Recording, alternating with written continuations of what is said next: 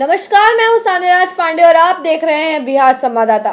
बक्सर के बाल गृह से एक रोंगटे खड़े कर देने वाली एक मामला जो है सामने आ रहा है, जहां पे हम आपको बता दें कि बाल गृह में जो दिव्यांग बच्चे हैं उनके साथ दुर्व्यवहार किया जा रहा था। इतना बुरा तरीके से उनके साथ व्यवहार किया जा रहा था कि शायद हम आपको बताएं तो आपके भी रोंगटे खड़े हो जाएंगे ये सुन के कि जो बाल गृह में जो दिव्यांग बच्चे हैं उनके गुप्तांग पे मिर्ची पाउडर छिड़का जा रहा था, रगड़ा जा रहा था, वो भी अधीक्षक द्वारा। जी हाँ, और इसी मुद्दे पर बात करने के लिए हमारे साथ अभी मौजूद है मनोज चतुर्वेदी सर। हम आपको बता दें कि ये जो मामला है, इस मामले की पुष्टि हम नहीं कर रहे हैं, ये मामला प्रिंट मीडिया में छपा है।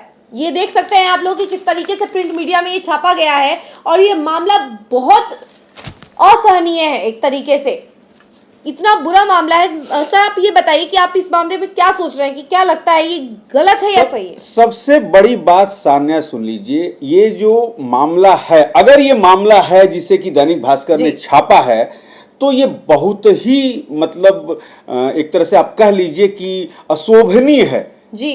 और ये मामला जो है, और जब आप जानती भी हैं कि हमने अभी कुछ देर पहले मंत्री से बात किया, मदन सहनी जो इसके मंत्री हैं, हमने उनसे पूछा तो वो कह रहे हैं कि हमें पता ही कुछ नहीं है। आपने भी सुना, आप भी सामने थी, फोन पहले आप ही नहीं उठाया था। पहले जरा सुनवा दिया जाए कि सानिया ने जब बात करना चाहा मंत्री मदन सहनी से, तो मदन सहनी का क्या कुछ जवाब था। हेलो सर, मैं सान्याराज पांडे बोल रही हूँ बिहार संवाददाता से। सर मुझे आपसे एक इंटरव्यू चाहिए था। किस चीज का? इंटरव्यू सर, मैटर है कि बाल गृह में दिव्यांग किशोरों के गुप्तांग पर अधीक्षक ने मिर्च पाउडर रगड़वाया है। क्या? बाल गृह में दिव्यांग किशोर जो है उनके गुप्तांग पर अधीक्षक ने मिर्च पाउडर रगड़वाया है। तो इस कहाँ, किस जिला में? सर बक्सर। बक्सर? हाँ हाँ अच्छा, अभी तो हमको नहीं मालूम, मालूम करते हैं। कब का घटना है? सर, ये एक दो दिन पहले का ही है, एग्जैक्टली कंटिन्यू बेसिस पे हो रहा था ये। अच्छा, हम अभी पता करते हैं, बात करते हैं। मदन जी नमस्कार। मनोज चतुर्वेदी मदन जी, आपके हाँ। बाल गृह में जो है किशोर के गुप्तांग पर जो है, ठीक है ना, वो ऐसा कांड हुआ है बक्सर में, क्या कहना चाहेंगे? अभी हम तुरंत बात करते हैं विभाग में। पूरे प्रिंट मीडिया से लेके सब कुछ मदन जी आ चुका है और आप कह रहे हैं कि जब भी आपसे पूछा जाए सवाल तो आप कहते हैं कि बात कर रहे हैं। अभी तो अखबार में हम दरभंगा में नहीं किसी में देखे हैं। दैनिक भास्कर से लेके तमाम जो पटना के पेपर हैं उसमें छपा है। नहीं, हम अभी दरभंगा में हैं। दरभंगा में अभी हम किसी भी अखबार में, 4 अखबार हम रोज पढ़ते हैं। यानी कि मदन जी आप मुखिया हैं इस मंत्रालय के संरक्षण, और इसमें आपको अभी तक पता नहीं चला? 24 घंटे हो गए, अब पता नहीं चला तो हम झूठ बोले कि पता है? बताइए आप। क्या एक्शन लेंगे यदि आपके पास ये होगा? अभी हम बात करते हैं सचिव से, उसके बाद फिर हम कुछ बताएंगे। चलिए, मैं सचिव से आप बात कर लिए, फिर मैं आपसे बात करता हूँ। सुन लिया सानिया जी। आप थी, आपने फोन लगाया। जी हाँ। लेकिन क्या कहना है उनका?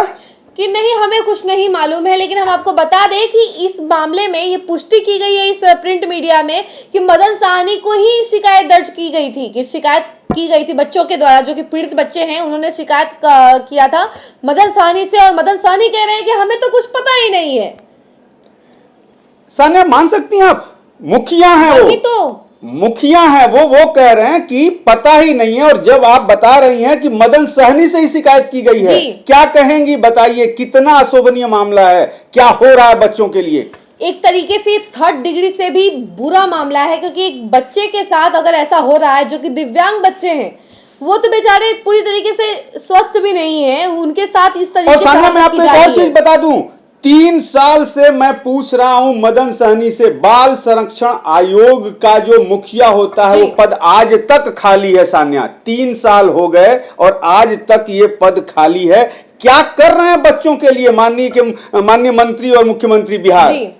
आखिर ये जवाब क्यों नहीं दे रहे हैं? आखिर कब तक चुप रहेंगे? जब जब हम लोग पूछे जाते हैं कि ये सवाल जब पूछा जाता है उनसे मदन साहनी से, तो वो ये क्यों कहते हैं कि हमें पता ही नहीं है इस मामले में कुछ भी? कब तक चुप रहेंगे वो?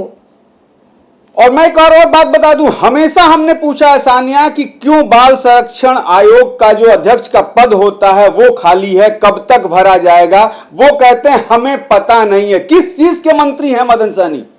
वही तो मदन सहनी को जवाब देना चाहिए। जब अगर आप मंत्री हैं, सोशल वेलफेयर के मंत्री हैं, आपको सारे वेलफेयर के खबर होनी चाहिए। तो अभी हम आपसे पूछ रहे हैं, सवाल कर रहे हैं, तो आप चुप हो जाते हैं कि हमें तो पता ही नहीं है इस मामले में। और वो भी बच्चों के साथ इतना बुरा व्यवहार किया जा रहा है, जो अधीक्षक महिला पे ये रोप लगाया गया है, ठीक है, कि ये जो महिलाएं हैं, अधीक्षक महिला है, वो बच्चों के साथ इस तरीके से बर्ताव करती हैं, हरकत करती हैं। बच्चे जो हैं बहुत दिनों से प्रताड़ित हो रहे हैं, और जब ज्यादा हो गया था ये सब चीज, जो सहन नहीं कर पा रहे थे, बच्चे एकदम टूट चुके थे, तब उन लोगों ने शिकायत की है मदन सहनी से। और फिर मदन सहनी से जब हम लोग पूछ रहे हैं तो क्या कह रहे हैं, हमें तो पता ही नहीं है। मदन सहनी ने कहा कि दरभंगा में मैं हूं और दरभंगा के किसी पेपर में यह बात नहीं छपी है, पूरे बिहार को पता चल जाती है, लेकिन इसके जो मंत्री हैं वो कहते हैं कि हमें पता नहीं है। दुर्भाग्य है शायद बिहार का कि इस तरीके के मंत्री भी बिहार में हैं। शायद ये मंत्री जो है ना सोते रहते हैं सर, तभी तो ये हाल है। जब सुबह उठते ही नहीं है तभी तो इनको पता ही नहीं है कि आखिर खबर चल क्या रही है। मंत्री है बिहार के, एक तरीके से हमारे जो ग्रोथ है, बिहार का ग्रोथ सब इन्हीं के हाथ में है, और वही मंत्री, इन्हें पता ही नहीं है कि खबर चल क्या रही है, खबर उनके बारे में क्या छप रही है, उन्हें नहीं पता है। मदन सहनी से हमारी सान्या फिर पूछेंगी कि मंत्री जी आखिर क्या कार्रवाई इस पर हुई। हम इस खबर की पुष्टि अपने तरफ से नहीं कर रहे हैं, लेकिन पेपर में जो छपा है सान्या, उस हिसाब से ये खबर बहुत ही गंभीर है। और जब इस विभाग के मंत्री को नहीं पता है तो उन्हें कुर्सी पर भी रहने का कोई अधिकार शायद नहीं है। बता दें कि ये जो खबर है ये दैनिक भास्कर के पेज नंबर 3 पर छपी हुई है, जो हेडलाइन है कि बाल गृह में दिव्यांग किशोरों के गुप्तांग पर अधीक्षक ने मिर्च पाउडर रगड़वाया है। ये खबर है, आप जाके देख सकते हैं अगर आपको भरोसा नहीं है तो, क्योंकि ये खबर दैनिक भास्कर में छपी है, प्रिंट मीडिया में छपी है, और इसकी पुष्टि हम नहीं कर रहे हैं, लेकिन ये प्रिंट मीडिया पूरी तरीके से पुष्टि कर रहा है कि ये खबर सही है। तो मदन सहनी अब कब तक चुप रहेंगे और कब आप इसका जवाब देंगे, हमारी बातों का जवाब आप कब देंगे, ये भी बताइए। ऐसी तमाम खबरों के लिए आप बने रहिए हमारे साथ। नमस्कार।